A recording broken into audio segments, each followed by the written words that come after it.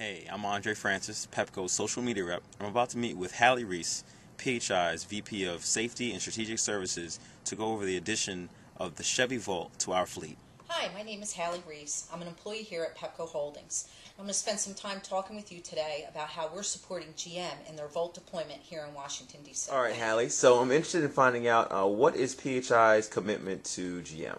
Well, we're really excited about working with GM. When they told us that they were going to be applying for federal funding, we were very excited about being part of their pilot. And so what we did is we worked with GM in making a commitment to purchase 10 Chevy Volts. And we will be bringing the Volts in later this year. We think the time is right to bring these technologies forward. And in addition to bringing in the Volts, we are also doing our part around charging stations. We have 2 charging stations downstairs in our corporate headquarters parking lot. And actually we had the good fortune of having the Volt come through and get charged at one of our charging stations on its way to the Washington DC Auto Show. So we were able to show that the technologies work very well together. So you said that you will install 2 charging stations in your headquarters down here in Edison Place. Any plans for future installations? Yep, that's correct. We do have 2 charging stations downstairs in our corporate headquarters, and we will be building other charging stations across our service territory as we deploy the Chevy Volts. Right now we are constructing a charging station at the Newcastle Regional Office in Delaware, and we will be looking to do the same at our Bay Regional Office and also in our Atlantic City Regional Office. All right, Hallie. So EV technology is fairly new for consumers. What are some of the issues that you all might foresee for consumer mass appeal? I think there are 2, Andre. The first is what we call range anxiety.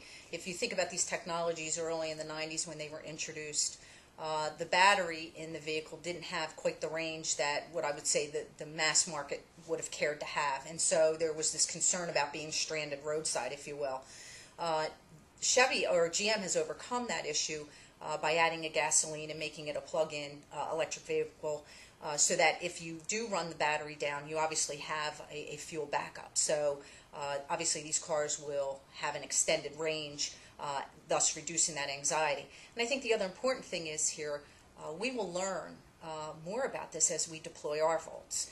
We have a very diverse service territory. We have the congestion of a city here in Washington, D.C., in Wilmington, Delaware, and yet we have spread out rural areas such as in southern New Jersey and in Maryland. So we'll be able to feed a lot of good information back to GM once we get to see how the Volts react in these geographically dispersed areas. I think the second issue is the price point. As with any advanced technology, new technologies that come on the market, whether that be a vehicle or it be a plasma TV, the price point tends to be a little higher than people want to pay. And I think that will drive itself down as people, number one, get comfortable with the technology and more people buy it, but also incentives around tax breaks and things like that help alleviate some of the high prices that people may feel are out there today. All right. So you all are including these Chevy Volts into your fleet. What other kind of energy efficient vehicles do you all have in your fleet, and which ones do you plan on including next? Okay. Well, we've made, since 2007, we've made a very big commitment to looking at the composition of our fleet. And with respect to our passenger vehicles, 100% of our passenger vehicles now that we purchase are hybrid vehicles.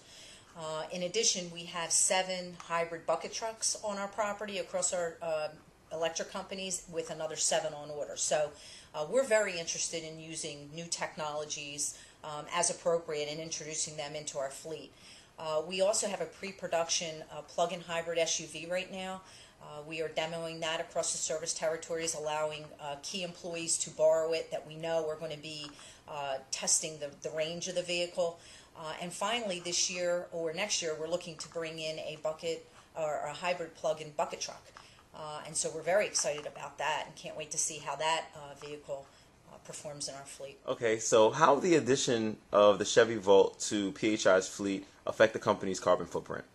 Well, first of all, the Chevy Volt allows for a 40-mile commute or drive just on the electric battery. And when you look at the statistics that are out there, the average commute is about 30 miles. So clearly, the use of the electric vehicle puts absolutely no emissions out there.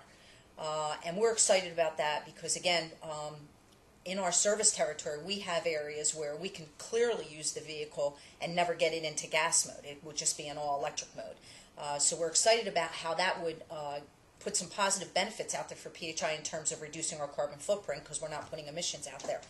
I think secondly, it demonstrates our commitment and our corporate citizenship around keeping the environment sound. So in addition to the biodiesel fuels we use and the hybrids we've brought in, the use of the Volt furthers our commitment to lowering emissions every way that we can. Cool. Thank you so much. Thank you. All right.